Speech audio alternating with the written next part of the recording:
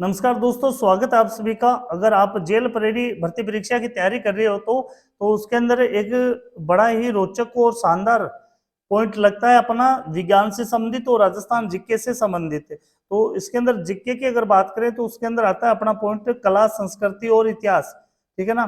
कला, संस्कृति, इतिहास और ज्योग्राफी के प्रश्न आते हैं। इसके अलावा साइंस के भी प्रश्न आते हैं, समसामयिकी के भी प्रश्न आते हैं। तो उनको कवर करते हुए ये मॉडल पेपर हम करेंगे।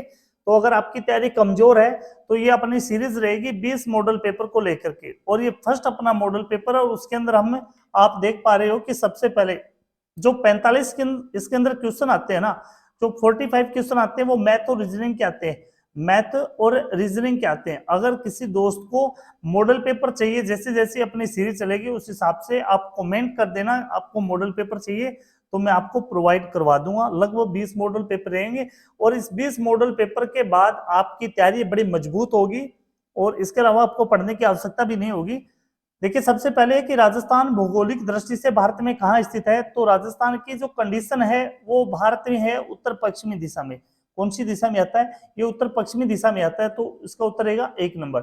किस भू आकृतिक प्रदेश में नरसिंहपुर पहाड़ और हिंगलाज का मगरा स्थित है?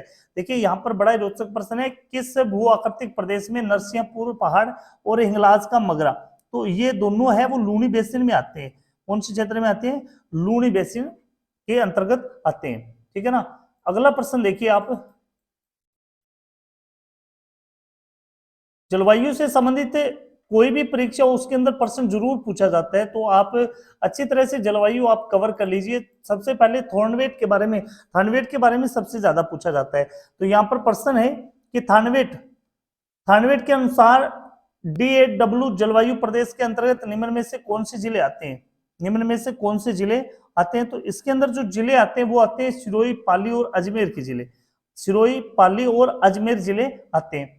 अगला प्रश्न है कि राजस्थान की शुष्क भूमि के संबंध में निम्न में से कौन सा कथन सही नहीं है? शुष्क भूमि के संबंध में कौन सा कथन है वो सही नहीं है? तो यहाँ पर देखिए, शुष्क मृदा सामान्यतः संरचना से बलुई और प्रकृति से लवणीय होती है। बिल्कुल सही है। इसमें नाइट्रोजन और ह्यूमस मात्रा पर्याप्त मात्रा में होता है। लेकिन शुष्क भूमि के अंदर नाइट्रोजन और ह्यूमस है वो पर्याप्त मात्रा में नहीं पाई जाती है, कम मात्रा में पाई जाती है। तो बी ऑप्शन अपना इसमें गलत रहेगा। अगला प्रश्न देखिए आप, नंबर 50 का जो प्रश्न है अपना, इसमें निम्नलिखित में से कौन सा एक नदी और उद्गम स्थल सुमेलित नहीं है? नदी और उद्गम स्थल यहाँ पर सुमेलित नहीं है। तो यहाँ पर देख पा रहे हो आप, देखिए यहाँ पर बेडच है, वो बेडच से कौन सी गोकुंदा की पहाड़ियां से निकलती है? कोठारी नदी है दिवेर की पहाड़ियों से निकलती है। कांकनी एक कोठारी गांव से निकलती है, लेकिन पार्वती बिजराल पहाड़ियों से नहीं आती। ठीक है ना। तो पार्वती से कौन सी नदी आती है भाई? बिजराल, बिजराल पहाड़ियों से आती है खारी नदी। कौन सी नदी आती है? खारी नदी निकल के आती है बिजराल गांव के पास की पहाड़ियों से। और ये अजमेर से जिले में बहती हुई ये खारी जो नदी है वो देवगढ़ से गुजरती हुई देवली टोंक में बनास में मिल जाती है। तो यहाँ पर 4 नंबर ऑप्शन रहेगा अपना। अगला देखिए, निम्नलिखित में से कौन सी नदी अपना जल सांबर झील में प्रवाहित नहीं करती? सांबर झील में प्रवाहित कौन सी नदी नहीं करती? यहाँ पर देख पा रहे हो आप, खंडेला है, मेंढा है, रूपनगढ़ है। ये तो सांबर झील के अंदर ये अपना जल डालती है, लेकिन मानसी नदी ये नहीं डालती। अगला प्रश्न है, इंदिरा गांधी नहर कहां से निकाली गई? इंदिरा गांधी नहर है ये हरिके के बिराज से निकाली गई थी। IGNP नहर हरिके के बिराज से निकाली गई। अगला प्रश्न अपना, कौन सा पशु मेला और जिला सही सुमेलित नहीं है? कौन सा पशु मेला और यहां पर लिखा गया है जिला। देखिए, चंद्रभागा पशु मेला है ये झालावाड़ में लगता है, बिल्कुल सही है। गोगामेडू पशु मेला ये हनुमानगढ़ में लगता है। ठीक है ना। शिवरात्रि पशु मेला ये करौली में लगता है। कहाँ लगता है ये करौली का प्रसिद्ध मेला है। यहाँ पर रामदेव पशु मेला लगा है नागौर के अंदर। और सबसे ज्यादा पशु मेले कहाँ पर लगते हैं? नागौर में लगते हैं। तो अपना सी रहेगा ऑप्शन। अगला प्रश्न देखिए आप, अगला प्रश्न है अपना, देखिए बड़ा ही शानदार प्रश्न है भाई।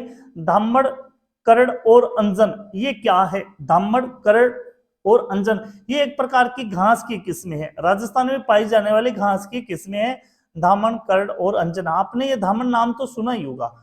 अगला प्रश्न है कि राजस्थान की पहली वंदे भारत एक्सप्रेस को प्रधानमंत्री ने झंडी दिखाकर रवाना किया, जो निम्नलिखित में से किन स्टेशन के बीच चलती है? तो ये जो ट्रेन चलती है वंदे मातरम, ये चलती है अजमेर से दिल्ली कैंट की ओर। अजमेर से दिल्ली कैंट की ओर चलती है। अगला देखिए आप प्रश्न नंबर अपना 56 नंबर, प्रश्न नंबर अपना 56 नंबर। देखिए इसमें लिखा गया है कि जनगणना, जनगणना 2011 के अनुसार राजस्थान में कौन से जिलों का युग्म साक्षरता दर में प्रथम और अंतिम स्थान, यानी साक्षरता के मामले में पहला स्थान किसका आता है और अंतिम स्थान किसका आता है? तो पहला स्थान कोटा का आता है और अंतिम स्थान जालोर का आता है। पूछ रहे सर्वाधिक साक्षरता कोटा की, न्यूनतम है वो जालोर की है। 2011 की जनगणना के अनुसार जिलेवार घनत्व का सही अवरोही क्रम लिखना है आपको, अवरोही क्रम के अंदर लिखना है। तो सबसे पहले अगर बात करें तो अलवर आता है सबसे पहले। देखिए यहाँ पर अलवर, यहाँ पर भी अलवर है, अलवर के बाद में आता है धौलपुर, अलवर के बाद में आता है धौलपुर, उसके बाद में बांसवाड़ा और फिर आता है कोटा। इसमें 4 नंबर ऑप्शन अपना रहेगा। अगला प्रश्न देखिए मेयो कॉलेज के संस्थापक पूछे यहाँ पर, मेयो कॉलेज के संस्थापक कौन है? मेयो कॉलेज के संस्थापक कौन है यहाँ पर पूछा गया है। तो मेयो कॉलेज के संस्थापक है रिचर्ड बोक, रिचर्ड बोक का मेयो कॉलेज के संस्थापक है। अगला बैलगाड़ी मेले के नाम से कौन सा मेला प्रसिद्ध है? बैलगाड़ी का मेला, तो ये कौन सा मेला लगता है बैलगाड़ी का? ये लगता है भाई शीतला माता का मेला, शीतला माता का मेला के नाम, मेले को बैलगाड़ी के मेले के नाम से भी जाना जाता है। अगला है प्रश्न 18वीं शताब्दी के किस राजपूत राजा द्वारा विधवा पुनर्विवाह हेतु नियम बनाने के प्रयत्न किए गए थे? 18वीं शताब्दी की बात हो रही है और ऐसे कौन से राजा थे? वे राजा सवाई जय सिंह थे जिन्होंने विधवा पुनर्विवाह हेतु नियम बनाए थे। इन्होंने जोरदार प्रदर्शन दिया था विधवा पुनर्विवाह के अंदर कि पुनर्विवाह इनका होना चाहिए। अगला प्रश्न है अपना, देखिए ये भी शानदार प्रश्न है भाई, स्वतंत्रता के समय, स्वतंत्रता के समय राजस्थान में अंग्रेज शासित प्रदेश कौन सा था? जब भारत स्वतंत्र हुआ था, राजस्थान स्वतंत्र हुआ था, तो उस समय पूछा गया यहाँ पर अंग्रेज शासित प्रदेश था मेरवाड़ा अजमेर, मेरवाड़ा अजमेर। सागरमल गोपा एक लोकतांत्रिकवादी और स्वतंत्रता सेनानी किस राज्य से संबंधित थे? ये सागरमल गोपा की बात हो रही है, तो ये थे राजस्थान के जैसलमेर जिले से, राजस्थान के जैसलमेर जिले से। अगला प्रश्न अपना देखिए कपूर चंद कुलिस, देखिए शानदार प्रश्न है, कपूर चंद कुलिस किस समाचार पत्र के संस्थापक थे? कपूर चंद की बात हो रही है, तो ये संस्थापक थे, ये संस्थापक थे राजस्थान पत्रिका की, ठीक है ना। तो इसमें अपना उत्तर रहेगा राजस्थान पत्रिका। वर्तमान राजस्थान में एकीकरण के समय पहले चरण में बनने वाला प्रथम समूह कौन सा था? पहला चरण बना था मत्स्य संघ, कौन सा बना था? मत्स्य संघ बना था। अगला प्रश्न अपना पशु मेला और उनके स्थान को सुमेलित कीजिए, पशु मेला और उनके स्थान को सुमेलित कीजिए। तो देखिए यहाँ पर तो आधा ही प्रश्न है, तो यहाँ पर देखिए आप श्री बलदेव पशु मेला, चंद्रभागा पशु मेला, और दूसरा जो हम बात करें, दूसरा जो हम बात करें यहाँ पर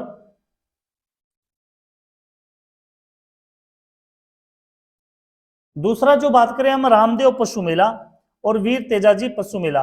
देखिए रामदेव, ये थोड़ा सा मैं कर लेता हूं, थोड़ा सा टाइम लगेगा इसमें। देखिए यहाँ पर मिलान करना है आपको कि जो पशु मेला और उसके स्थान को सुमेलित करना है, पशु मेला और उसके स्थान को सुमेलित करना है। तो बलदेव पशु मेला ये मेड़ता सिटी नागौर में लगता है, ठीक है ना, मेड़ता सिटी नागौर के अंदर। चंद्रभागा पशु मेला ये झालावाड़ में लगता है, झालावाड़ के अंदर। आगे हम बात करें, आगे हम बात करें, देखिए यहाँ पर रामदेव पशु मेला, ये रामदेव पशु मेला है, ये नागौर में लगता है। कहाँ लगता है? नागौर के अंदर। वीर तेजाजी पशु मेला ये पर्वतसर नागौर के अंदर, नागौर में सबसे ज्यादा मेले लगते हैं, ये आपको ध्यान में रखना है, ठीक है ना। अगला प्रश्न देखिए आप,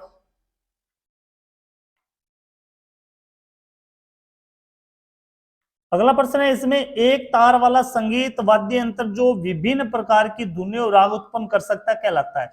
एक तार वाला, तो ये जो होता है वो एक तारा होता है। क्या होता है? एक तारा होता है, ठीक है ना, एक तारा होता है, वो एक तार वाला संगीत वाद्य यंत्र होता है। और अगला प्रश्न अपना इसमें सुमेलित करना, और ऐसे प्रश्न परीक्षा में अब ज्यादा पूछे जाने लगे 2-3 वर्षों के अंदर, तो ये आपको बड़ा गौर करना है इस चीज में। पाबू जी के छंद है वो भाग्यदास जी के द्वारा लिखे गए थे, ठीक है ना, पाबू जी के छंद। पाबू जी के गीत की बात करें, पाबू जी की गीत की अगर बात करें तो ये लिखे गए थे अपने रामनाथ के द्वारा, ठीक है ना। और पाबू जी के सोराटे मेहाजी चारण के द्वारा, और पाबू प्रकाश ये ओसिया मोद जी के द्वारा। याद रख लेना आप, छंद यानी बांकी चंद, बाकी दास है। और ये नए इस प्रकार से याद रखना है, नए अनुस्वार के रूप में आता है, यहाँ पर अनुस्वार है। गीत, गीत राम नाम, गीत राम नाम। तो इस सोराठे की बात करें, सोराठे मेहा बाबू प्रकाश आसिया मौत जी। अगला प्रश्न देखिए आप, इसमें लिखा गया है कि राजस्थान का आधिकारिक नृत्य कौन सा है, शास्त्रीय यानी आधिकारिक नृत्य कौन सा है राजस्थान का। तो आधिकारिक नृत्य है वो है कौन सा, कठपुतली। कौन सा नृत्य है भाई, कठपुतली नृत्य है। राज्य राज्य नृत्य अपना कठपुतली नहीं है, कठपुतली ये घूमर अपना राज्य नृत्य है। यहाँ पर देखिए आधिकारिक जो नृत्य है वो घूमर के रूप में कठपुतली उदयपुर की प्रसिद्ध है। ये एक लोक कला है, ये नृत्य नहीं, ये एक लोक कला है। राजस्थान के कौन से क्षेत्रों में चैत्र शुक्ल पंचमी को गुलाबी गणगौर मनाई जाती है।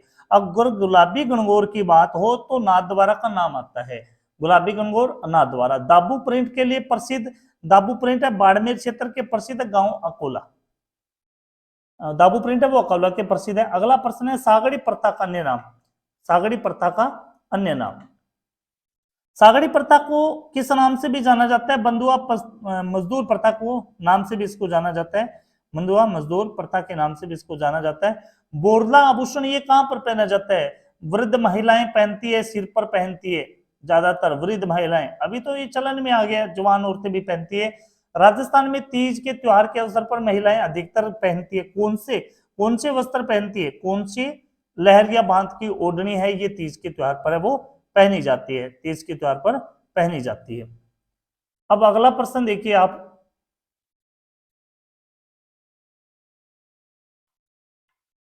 अगला प्रश्न है इसमें राजस्थानी भाषा के लिए राजस्थानी शब्द का प्रयोग सर्वप्रथम किसने किया था। राजस्थानी भाषा के लिए राजस्थानी शब्द का प्रयोग है वो किसने किया था, तो ये किया था भाई जॉर्ज अब्राहम ग्रियर्सन ने, जॉर्ज अब्राहम ग्रियर्सन ने, ये 1907-8 के अंतर्गत, ठीक है ना, 1907-8 के अंतर्गत इन्होंने एक लिविंगस्टिक सर्वे ऑफ इंडिया पुस्तक लिखी थी और उसके अंदर इसने राजस्थानी शब्द का प्रयोग किया था। अगला प्रश्न देखिए आप, इसमें लिखा गया है सूची को सुमेलित करना है, यहाँ पर सूची को ही सुमेलित करना है। तो एक तरफ पुस्तकें है, दूसरी तरफ लेखक दिए गए हैं। तो यहाँ पर जखम के चारों ओर, जखम के चारों ओर मणि मधुकर ने ये पुस्तक लिखी थी। गुण भाषा वीर भान के द्वारा लिखी गई। राजरूपक ये हेम कवि के द्वारा लिखी गई राजरूपक, और ये कनक सुंदर केसर विलाल ये लिखी गई शिवचंद्र भारती के द्वारा। तो पुस्तकों के बारे में एक प्रश्न अवश्य आता है भाई, आप पढ़ लेना जरूर जरूर। अगला प्रश्न है कौन सी सही सुमेलित नहीं है, यहाँ पर कौन सी सही सुमेलित नहीं है। तो सबसे पहले घोड़ी गीत, वर निकासी के समय घुड़चढ़ी रस्म के गीत होते हैं, घोड़ी गीत ये नहीं होते भाई, ये गलत है। जच्चा गीत होता है परिवार में बालक के जन्म के समय गाया जाता है, जला गीत कुआ पूजन के समय, और रसिया गीत होलिका, ये घोड़ी गीत नहीं गाया जाता है इसमें। घोड़ी ये निकासी के लिए ढुकाव के समय ये गाया जाता है घोड़ी गीत, ठीक है ना। अगला प्रश्न देखिए आप, थार रेगिस्तान में 3 शहरों को रेगिस्तानी त्रिकोण शामिल है, वे कौन से। थार रेगिस्तान के अंदर, तो थार रेगिस्तान के अंदर जो त्रिकोण बनते हैं वो बनते हैं भाई जैसलमेर, जोधपुर और बीकानेर के, जैसलमेर, जोधपुर और बीकानेर के बनते हैं, ठीक है ना। अगला प्रश्न, सुक्का संभाव्य विकास कार्यक्रम राज्य के किस क्षेत्र में लागू किया जाता है। सुक्का संभाव्य क्षेत्र, तो ये लागू किया जाता है पश्चिमी क्षेत्र में, पश्चिमी में ज्यादा सूखा पड़ता है राजस्थान में, तो ये कॉमन सेंस वाली बात है भाई, ठीक है। अगला जो प्रश्न है देखिए आप, निम्नलिखित में से प्राय कौन राज्य विश्वविद्यालयों के कुलाधिपति के रूप में कार्य करते हैं। विश्वविद्यालयों के कुलाधिपति होते हैं वो राज्यपाल होते हैं। राज्य विधानसभा के सदस्यता के लिए न्यूनतम आयु कितनी होनी चाहिए। अगर आप राज्य विधानसभा विधायक बनना चाहते हो तो विधानसभा के अंदर सदस्यता लेना चाहते हो तो 25 वर्ष की आयु आपकी होनी चाहिए। हाँ जी, अगला प्रश्न देखिए आप, इसमें ये लिखा गया था कि पॉलिटिकल के बहुत कम प्रश्न आएंगे, लेकिन कुछ मॉडल पेपर में प्रश्न दिए हुए हैं। तो राजस्थान समसामयिकी और सामाजिक विज्ञान से रिलेटेड ये प्रश्न है। तो राज्य विधान परिषद के सदस्यों की न्यूनतम संख्या क्या होती है। राज्य विधान परिषद के न्यूनतम सदस्यों की संख्या होती है, वो होती है 40, ठीक है ना, 40 न्यूनतम संख्या होती है, वो 40% होती है। तो इसमें ये लिखा गया कि विधानसभा के 20% यानी 1/20 भाग होना चाहिए या 20% होना चाहिए, 1/20 हाँ, ये 20% होना चाहिए। आपातकाल के दौरान राजस्थान के मुख्यमंत्री कौन थे भाई? आपातकाल 4 बार लगा था राजस्थान में, और ये तो प्रश्न ऐसा अटपटा ही आ गया। आपातकाल के दौरान राजस्थान के मुख्यमंत्री, देखिए राजस्थान में आपातकाल वो 4 बार लगा था।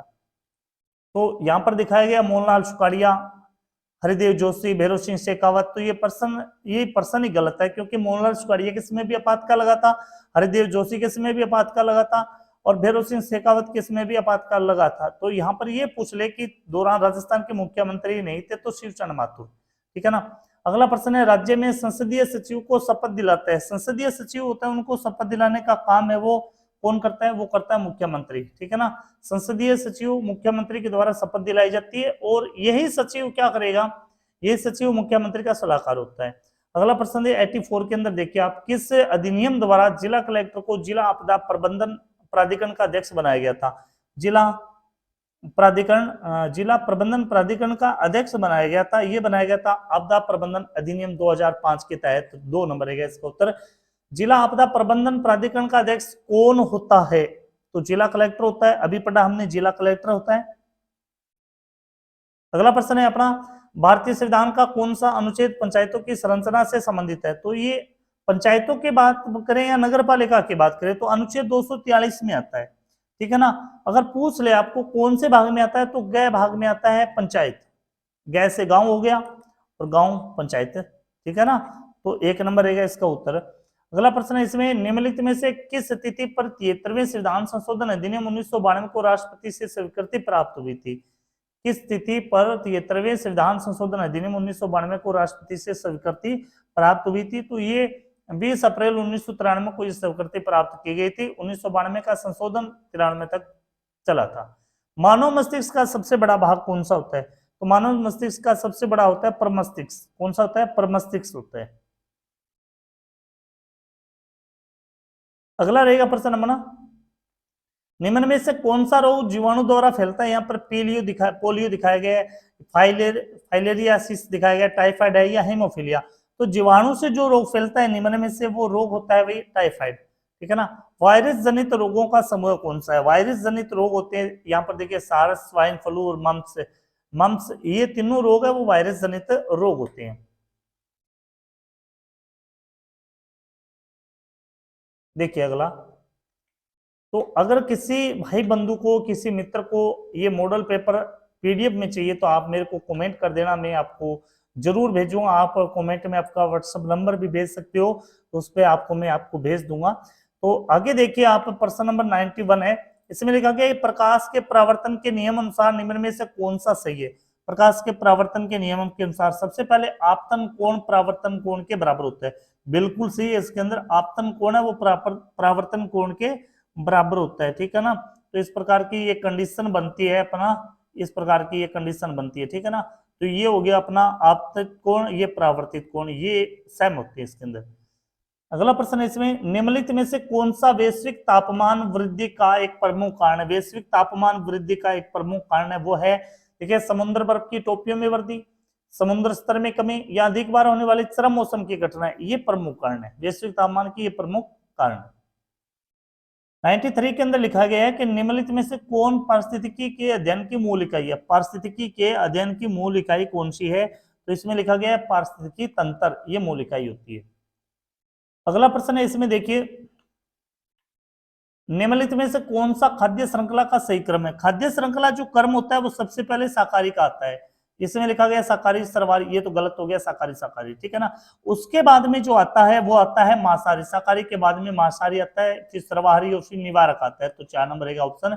निम्नलिखित में से कौन सा दुनिया का सबसे बड़ा पारिस्थितिकी तंत्र है? दुनिया का जो सबसे बड़ा पारिस्थितिकी जो तंत्र होता है, दुनिया का सबसे बड़ा पारिस्थितिकी जो तंत्र होता है वो कौन सा होता है? वो होता है महासागर का। किसका होता है? वो महासागर पारिस्थितिकी तंत्र होता है। महासागर पारिस्थितिकी तंत्र होता है, दुनिया का सबसे बड़ा जो तंत्र माना गया है वो महासागर पारिस्थितिकी तंत्र माना गया है।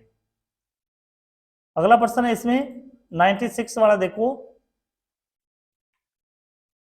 96 में लिखा गया पर्यावरण अध्ययन का उद्देश्य का विकास करना होता है। पर्यावरण अध्ययन का उद्देश्य किसका विकास करना होता है? तो स्थानीय पर्यावरण वैश्विक पर्यावरण और पर्यावरण के प्रति सकारात्मक दृष्टिकोण विकसित करना, ये सभी मुद्दों पर वो पर्यावरण अध्ययन का उद्देश्य होता है, सभी को विकसित करना।